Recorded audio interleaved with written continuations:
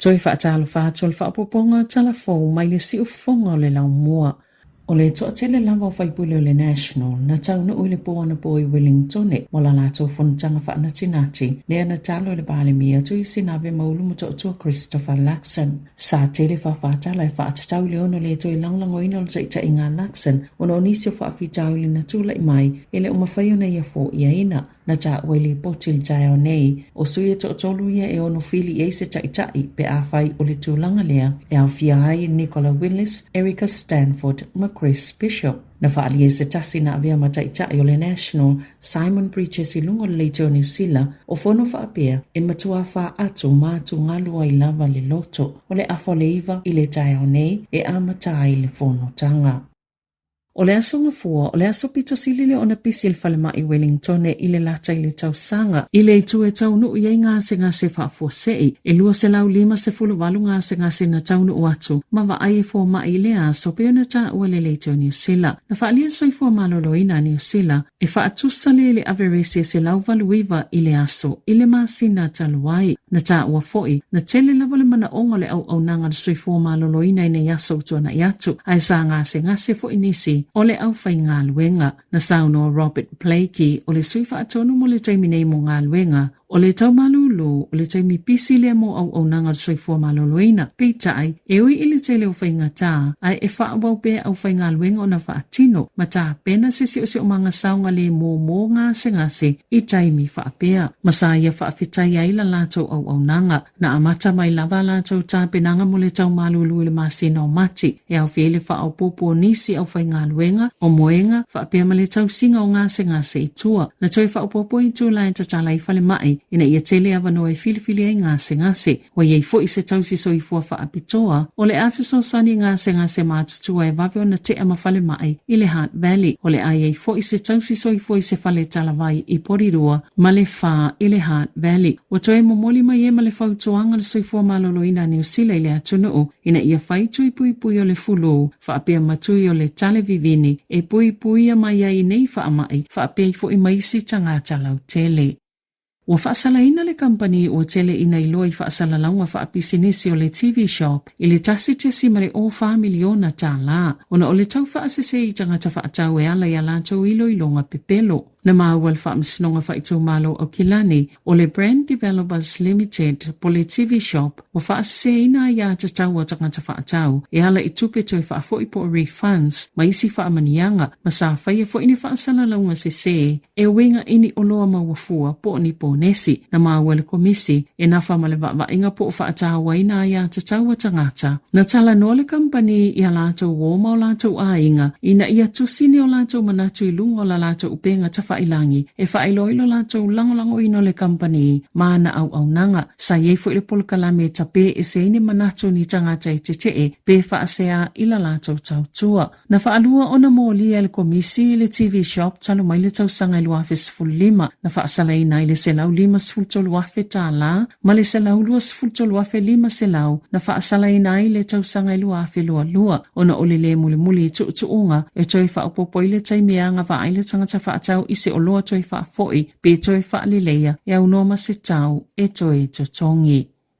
Ua tāpai le kampania le Goodman Field New Zealand Limited le toi whaafo i ato nisi o lato whalawa o le itua ingo le vocal i le motu i sauti o nolo i le taumatenga ua mawaini fasi u amea i totonu na whaalia le whaalapo tupotonga mo le saunga le mua tau mafa New Zealand le langolango ina o lea whaiunga le kampani na ta ue Vincent a Bako le sui whaatonu sile o le whaalapo tupotonga o le atunga lunga i winga ia oloa o na ole ono iai o ni tama i fasi u amea ua whautuaina tangata tan whaatawina i tu ai ngā whalawa ese e ono o le vocal i le motu i saute o lo iai le best before date o le 15 Augusto ina ia siaki o loa ia watu ina atu i le lisi ma toi whaafo i le whale o loa po le supermarketi na whaatau ina atu ai e toi whaafo i atu o lātou tupe po o le lafua i loa i le la pisi e tu sama le valu afe whalawa ua a fiai peo na whaalia a pakol e le iai ni li poti o nisi ua whainai po o se whaasiafo i ua whaao ina atu mai ni tangata whaatau pe ona ta wai ele leiteo New Zealand.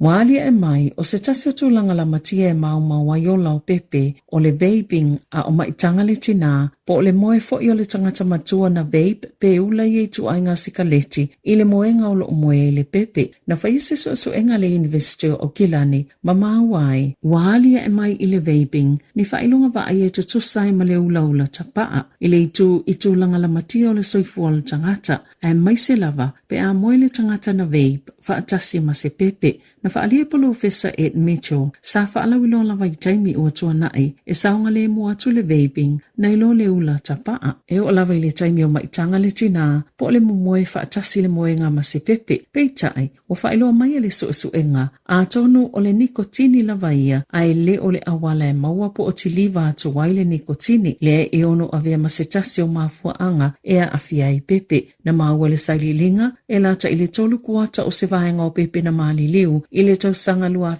ma le lua tolu. Sa li potia mai sa afia le ula tapaa po le vaping. Mai le ono pepe na faafosei o na umaola na au fia le saililinga. E lata ile fitu se fulu pasene o ia pepe na momoi moenga faatasi masitangata matua na ula tapaa pe vape. Na sauno mito, walanga mai nei suenga. Le fesile winga i fautuanga lo faya le taimi nei, i taimi e maitanga ai le tina, na vala au le au ele soifua maloloina, e faatatau ia lato fe au tau moli, e winga i le vaping i taimi e maitanga ai le tina, ina ia toe ilo.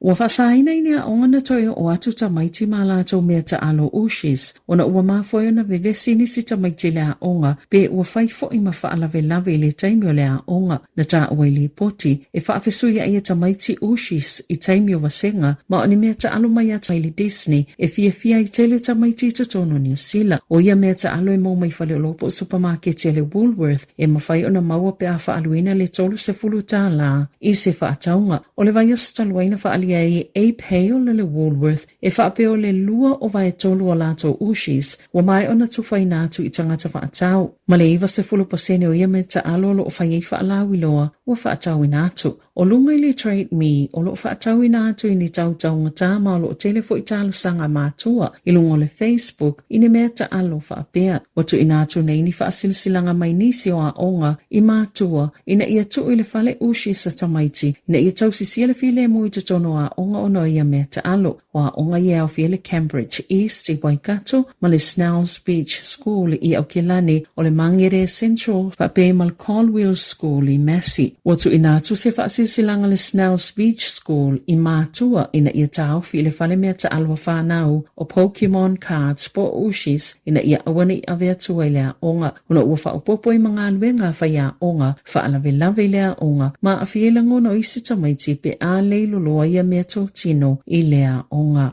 Ita alonga, na manu malole o le peleke le sharks e lima sfulfa i le lea i le ta alonga na le la ma ua lua i manu malole o le peleke la na malanga ta milo i Afrika i saute na tele polo na maua le sharks i le amatanga le ta alonga peitai na ulua i skoa le o le peleke ma na maua le fehi fineanga nofo na so i le skoa Damien McKenzie a na malolo i tuono se manuanga ma sui tulanga tu i emoni na rawa o isi se koa le ta alonga na maua Caleb Clark, Jody Barrett o Kyle Preston Timothy Tava na wai ma le sikoa na valo o le loka o Sam Derry e lua sikoa na maua e fineanga nofo le pati le tapua inga ina ua sui atu i totonu le li o maanono mo le awa le sharks ai sa mo le mawina fo i le su ma le vai o le malae o na o timunga e ta alo le o le peleki ma le Bulls i Pretoria i le taeao le asa taimi New Zealand e na maua isi talafou le malanga ato le li kapteni Adi Savia e whaatasi atu i le au. Wa filifilia le tamaita i o Tāmeka Yalop o le awa au sa tālia i le usoka le Phoenix o Wellingtone mo le taamilusanga le A-League o asuia mai le awa le Brisbane Roar sa ta alo ai mo le lua tau sanga o le lima i le o teine soka i longa i au ta alo ua tofia i le Phoenix o le amatanga o le masina nei na piki ai fo i le Phoenix le tamaita i o Abby Ursek o le football fern na New Zealand mo la lātou au. Na tā ua Yelop o lona to olua o le New Zealand mai te le lava lona so tanga i le atunuu o le aso se fuluono o ke topa e amata i le ta amelusanga. Wa tele wha mai senga mo o ngā lofa ua wha leoina mai tangata ta alo New Zealand ona o le maliu o le tamaita i o ana no vau o se tamaita i Pasifika na avia makapeteni o le au ne tipolo New Zealand tau sanga e a 5 se lau i valua. E manatua le toa tele na o lātou ta alo whaatasi e whaape o se tangata e whaatua tuaina o le whaiunga le vai aso na maliwai mai se ngase na umi se taimi o a awhia ai na ta alo no o vao mo le Silver Ferns i le vao le tasiva valuiva ma le tasiva i valua luas fultolu ta alo nga whaavao malo na ta alo ai mo New Sila na o fiatu i le au whaato a lua se fulu tasi o na tausanga ina ua malolo retired wai marama tau maunu i le tasiva i valua na filifili ai no vau e avea makapeteni o le Silver Ferns. O se mitanga molo na ainga, whaapea tangata lea tu kuki po o kuki ai rani ina ua filifilia ana no vau e avea makapeteni o le Silver Ferns. Tala fau ia mai le si ufonga le lau mua mo le nei vaenga o le tae au.